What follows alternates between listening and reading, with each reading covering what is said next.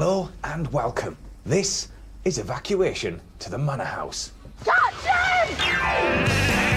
On today's show, our wartime evacuees find themselves in sheep poo. Oh my... No! I'm not doing that! 1, 2, 1, 2. Come on, faster. Pick it up, pick it up. The boys have a hard job preparing for the enemy. Should we tell the Jerry's not to bomb us because we've only got half-full sandbags? Yeah. And who needs enemies when Miss Young is your teacher? Would it be by any chance the silence of Phil? No, it was in my head just a second ago.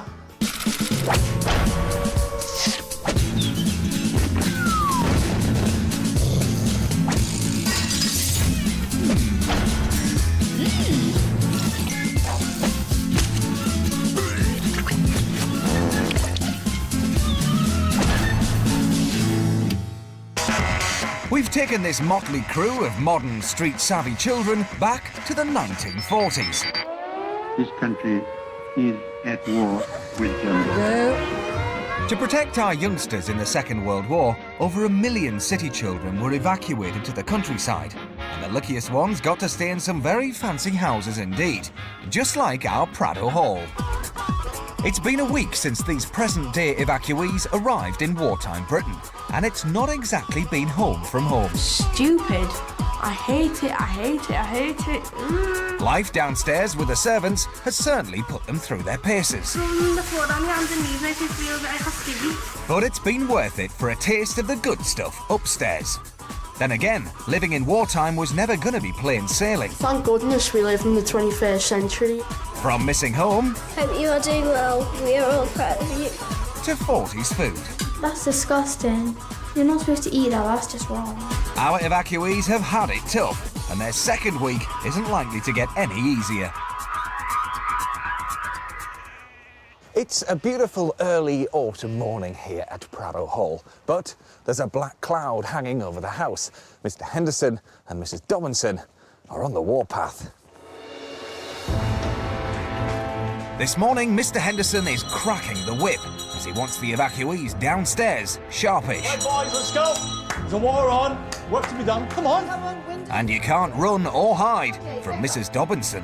Come on, Jade. As soon as you hear Come on, that boys. bell ringing, I want you out of bed. Jade, come on. Would you get cracking, please? During the war, Britons lived in fear of enemy attack, especially after the German bombings began in 1940. Now, come on. They haven't had breakfast yet, but there's no time to waste. Mr. Henderson wants the evacuees prepared. Now, we're in danger.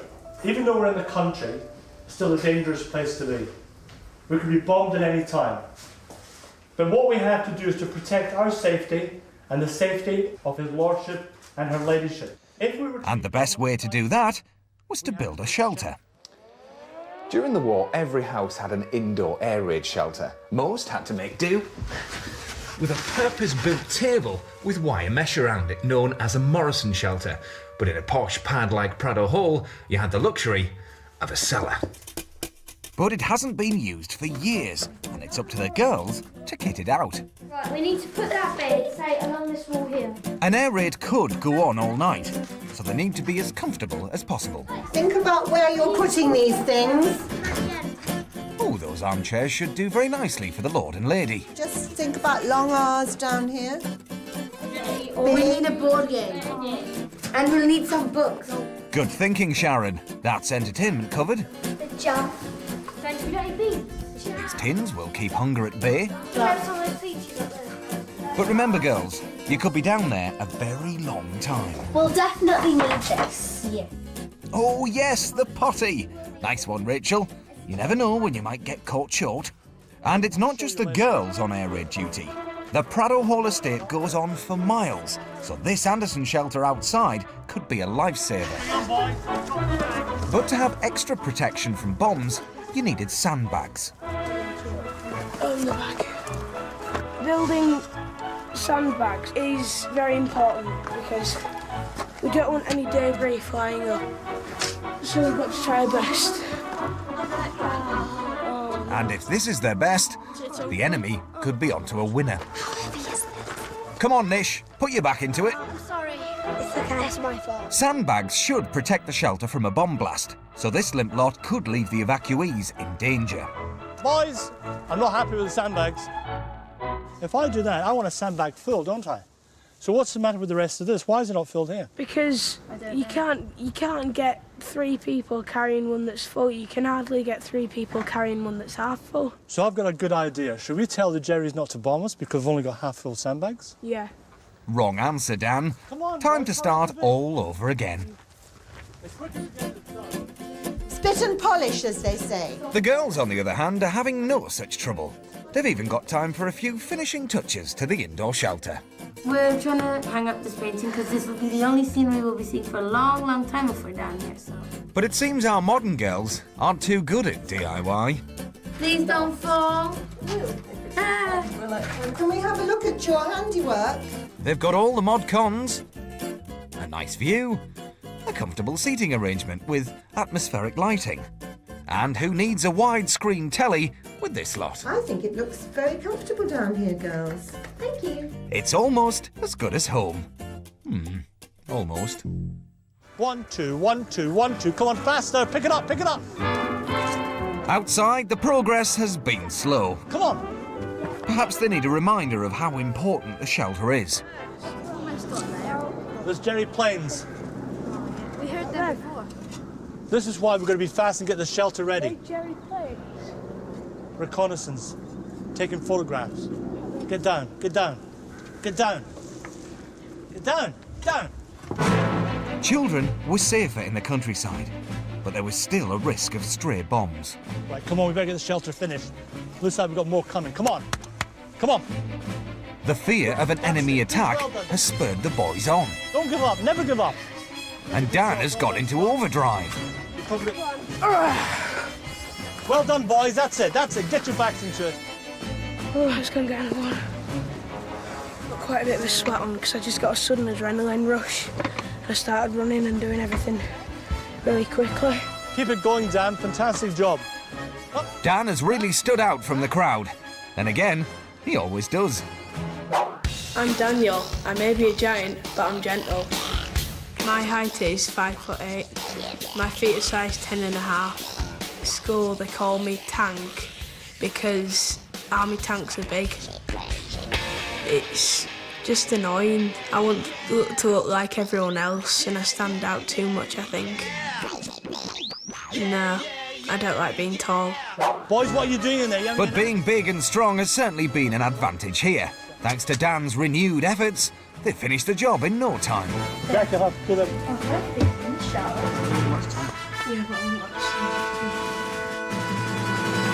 The sandbags were really heavy and they were extremely hard to carry. They felt like something like 10 tons you've got to carry on your back. I'm feeling absolutely shattered. My feet are aching, my back is aching, my hands are all aching. I could go upstairs and go to sleep.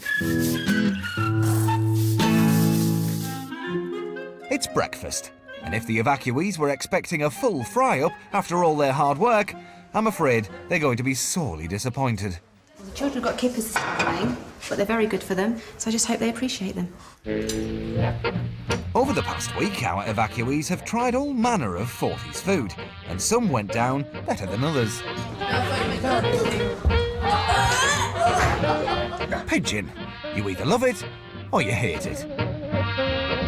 Oh, pigeon pie, that put me off a bit, like pigeon, but I still ate it, it was nice like. And black pudding certainly caused a stir. It was pig blood and pig fat. When I found out what was in it, I was like, yeah. Let's see how they cope with kippers. Kippers this morning. Beautiful. In the 40s, smoked, oily kippers made for a fine breakfast, particularly at a grand house like Prado Hall. Bring back black pudding. At least it doesn't give you the evil eye. It has eyes. Every fish has eyes. Eyes are actually the best part of the fish. Sam? You're having one. No. You are having one on your plate. And no arguing. If you've got the head and tail, you take the head off the fish. Come on, Jade. Just cut his head off. This kipper malarkey's hard work. They need to skin it and bone it before their first mouthful. That's not what I'd call a mouthful. That's more of a dainty nibble. Sean gets stuck in straight away. Looks like he stuffed the whole fish in there. Jack, that's bread, not kipper. Let's see if anyone else notices. Nope, he seems to have got away with it. But sat next to Mrs. Dobinson, Mary's having no such luck. You're going to try it, Mary? Mary, I am insisting that you try it. The pressure's on, and even Jade gives in. But Mary is standing firm. Kippers really aren't her cup of tea. The fish was just led there, like, still boomed and skinned in front of me, and I was just like, and it stank, like, unbelievably stank. Mr. Henderson said you could eat the eyeballs, so I ate one of the eyes, and it tasted a little bit weird. When we had kippers this morning, I felt really sick. Considering we have to drink cod liver oil every morning, and I gag on that, I should have seen that coming, you know, really. Still, they all give kippers a try, apart from Mary. And in wartime, wasting food just can't go without a punishment. I expect to see a really good job made of that. I'm just really angry, and now I'm getting punished just because I didn't eat a bit of fish and I got given all of this. It's pretty ridiculous. Oh dear. While everyone else enjoys a bit of 1940s playtime, Mary has to clean every downstairs skirting board. A long and wet 45 minutes later, Mary's done the lot. But will her efforts meet with Mrs. Dobinson's high standards? Well, it all seems clean. Now then, Mary, for the rest of the day, can we see you smiling again, please? All right? Yeah. All right, now join the others now, please. Mary hasn't much to smile about for long. Miss Young is back, and it's time for school.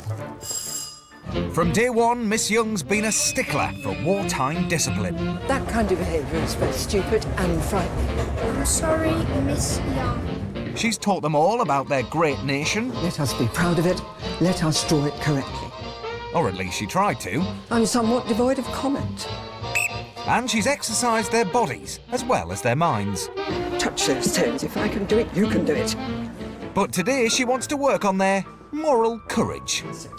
And what better way than a stirring speech by Shakespeare, Britain's most famous playwright. Once more unto the breach. These words were meant to encourage King Henry V's troops. And as Miss Young wants to fill her class with moral fibre, they're going to learn it off by heart. So it's on for you, sir. Third line. In peace, there's nothing, so becomes a man. Now, we'll take off that K and we will say nothing. Nothing. This is going to be harder than it looks. Now come on, all together.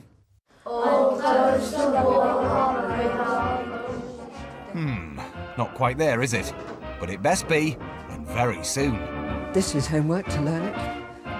To recite it to me tomorrow. Word perfect by tomorrow? It sounds tough, but that's what school was like in the 1940s. You must learn. I don't think I'm going to learn it in time, and I don't want to get kept behind after class. I can't remember that stuff, not all of it. I'll probably get up to the first line and then stop. They might be lacking in courage, but Nish is full of it. I'm not worried about having to learn it because I've already learnt it. So, yeah. Pay attention! 478, 479. Prado Hall is apparently home to over 500 sheep. It's now time for our evacuees to get up close and personal with the flock. But of course, well, they've got to catch them first. Right, where was I? 470 something. Oh well, start again. Herding up the sheep should be a doddle, even for our city slickers. After all, they just stand around eating grass all day, don't they? Oh dear, maybe not. Sheep aren't the cleverest of animals, but so far, they've managed to outwit our evacuees. We had 50. Then we had 2. Then we had none. Now we have them. And they're running off again. And with herding techniques like this, it's no wonder. Fortunately, the gamekeeper has a plan B. We're going to have to get the professional in, I think. In this case, Prado Hall's shepherd, Mr. Pugh, and Jessie. Time for a lesson in sheep herding. When you wanted to go away, you go. And when you wanted to come by, you go. And when you wanted to stop, you go. I'm not sure they got that, Mr. Pugh. the dog seems to understand. We'll follow them quietly and we'll put them in the pen. In 2 minutes, Mr. Pugh and Jessie heard the lot. No wonder our evacuees look sheepish. Are you ready, Mr. Chair? They're very fast, aren't they?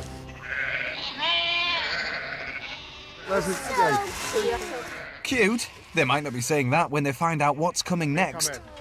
Look at that.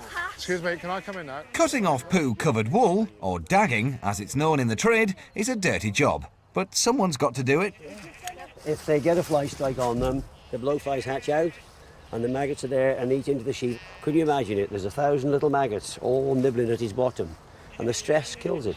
So you can see how important it is today for you to be helping, all right? And it's have a go Jack at the front of the queue. Confident? Grab, cut. Go on, That's there's a it. sheep there. You've got a Yes, sheep you've there. got that sheep there. Just go steady. Mind your fingers. That's it, well done. Back home, Jack is a regular Dr. Dolittle. I've gone swimming with dolphins. I've seen dingoes, wallabies. I fed some kangaroos and koalas. Had some exotic parrots. And I'll just basically do anything anyone wants me to, anything extreme. But cutting poo off a sheep's bottom has been one step too far for Animal Mad Jack. Overall, I just wish I wouldn't have volunteered. I hate sheep. I hate them. I wouldn't hate to death. Awful. Jack might be regretting getting his hands dirty, but poor Olivia has found something even worse. There, look there, look there. Oh my God, the poor thing. There you are, look. This sheep has been infected with maggots, and they've got to it just in time. There.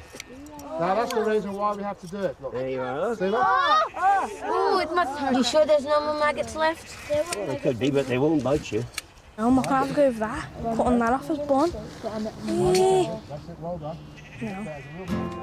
Jade needs to work on her bravery. Big time. Mary will show you what to do. Just have a go, all right? It's not going to bite. Luckily, Mary steps in. But it's a decision she might regret. That is horrible! What did it do? It farted in my face! Well done, well done. Right, only one more to do. Ready, Jade? Oh my God! No!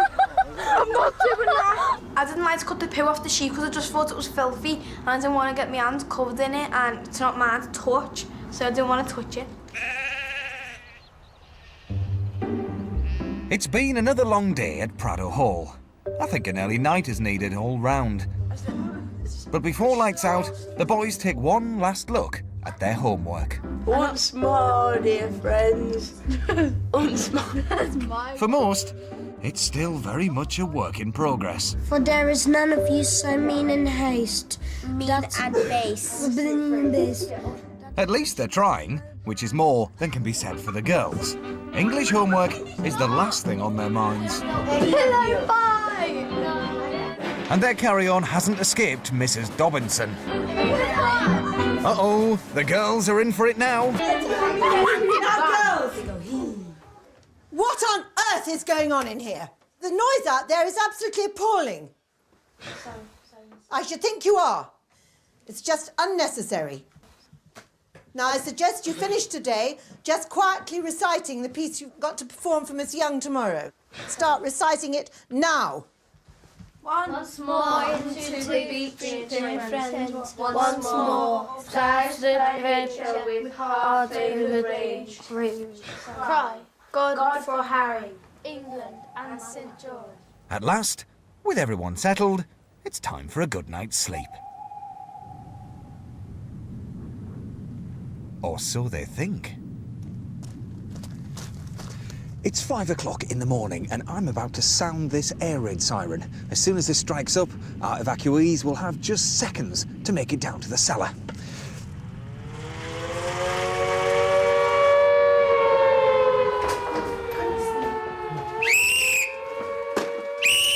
Come on, boys, quickly. Quickly. Grab a blanket, get your shoes on. Come on, let's go. Wake up, air raid, air raid. Quickly. Everybody out Grab of a bed, blanket, quickly. get your shoes on. Put Come your on, let's shoes go. on.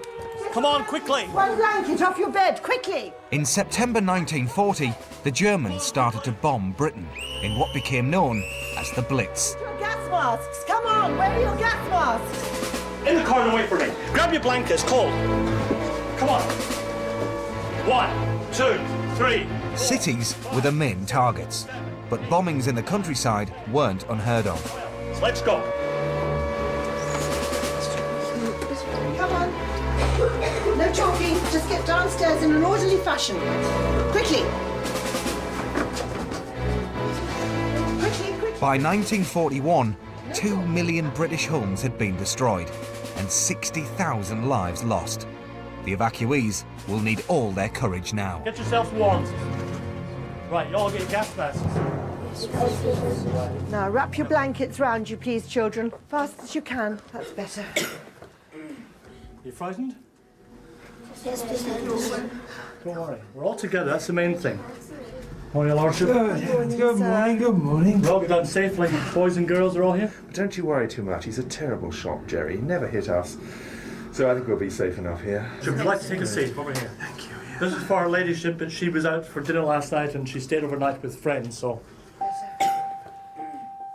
I heard the whistles blown and then I realised what was going on. Air raid, so I got out of bed and I felt so frightened. It was very, very scary. I went into a mode where I wasn't thinking logically, my mind just went blank and I just acted, my feet and my hands moved by their own accord. I was laughing with my mate Mary, but it was a bit scary at the same time because you had to hurry up and didn't like it, I didn't want that to happen again. Would anyone like some tea? We've got some tea down here. To warm these up? Your Lordship, some tea, yes? I'd certainly like a cup of tea. I think you would too, probably. Ah yes, even in times of trouble, the only British thing to do is have a cuppa. You must be congratulated on the way you came down the stairs. You did very well indeed. Even in a crisis, a butler's job is never done. Now, anyone for breakfast? What have we got then? We've got jam, we've got some jam. And the spam. Pass me the jam. There we are. But the wartime rations aren't to everyone's taste. I seriously think eating spam at 5 o'clock in the morning shouldn't be allowed.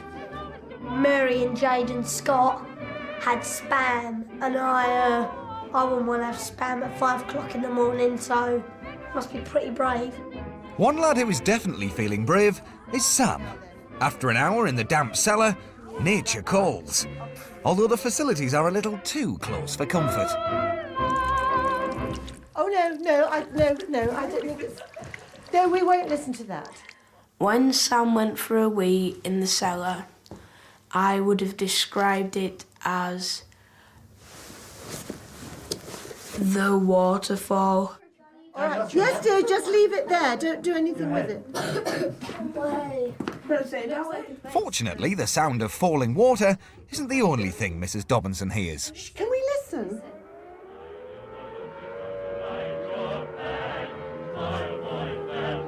Is that the all clear? That's the all clear. Oh! All clear. So that wasn't as long as we thought it was. But the air raid has given our 21st century evacuees plenty to think about. Oh, isn't it good to be back up here? Well done. I can only imagine how the evacuees must have felt when the air raids happened, how afraid they must have been in shock. On their minds every day that they'll be thinking, if this war ever ends, will my mum and dad still be alive? And they'll be so scared and, worrying about the family all the time. And, I mean, what a horrible experience it must have been for them.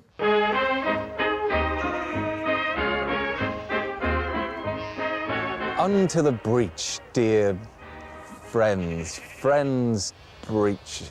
Yesterday, Miss Young set our boys and girls the tricky task of learning Henry V. Let's just hope they've cracked it. Dear breaching friends. The evacuees were up at 5 a.m. for the early morning air raid, but that doesn't mean they can skive off school. Let's hope they're still feeling brave. What's the first bit again? You're confusing me. What's the first bit again? Just hope some people go before you, okay? No reciting now. Good morning, class. Good morning, Miss Young. Sit. I noticed a palpable silence as you came into this room. Would it be by any chance the silence of fear? We shall this morning be filling the air with the noise of courage and bravery. Williams. At least that's the plan. Let's see how Sean does first.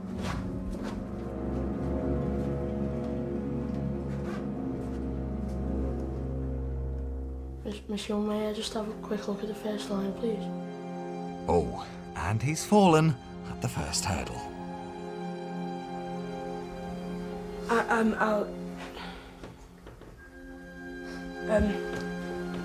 Upon the break. No, it was in my head just a second ago. Dan doesn't seem to be doing much better. This task clearly isn't for the faint-hearted. Upon this charge. James? Sorry, Miss Young. Henry V at Agincourt. Once more unto the breach, dear friends, once more. Or close the walls up with our English dead. At last, they get into the spirit of things. As modest stillness and humility. But when the war was last, At least as much as they can. of war breath in our ears, Then imitate the actions of the tiger. Stiffen the sinews and summon up the blood. Disguise fair nature with hard favoured rage. For there is none of you so mean and base, that not noble lustre in your eyes. I see you stand like Greyhounds in the slips. Straining upon the start. The game's afoot. Follow your spirit, and upon this charge cry, for God, Harry, England, and St. George. That was stirringly said. I'm proud of you. That is the spirit. Bravo! Even the evacuees that missed the odd line get credit where credit's due. You certainly tried. I must say, Hitchmer, if you made a face like that on the battlefield, it might very well frighten the enemy. You tried very well indeed. Sit down. There'll be no detentions today. The evacuees are off the hook. I think I've done my best, really. And I was, looking at it, she was going, you could kill someone in war with that face. I wasn't even doing nothing. Was I pulling a face? Yeah. You were, you're like that. All the way through. Next time on Evacuation to the Manor House. The evacuees help find it, shoot it, Scary.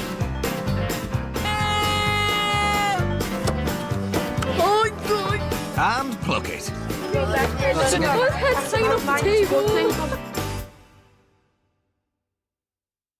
Meet Leonardo. Shh! Where is he then?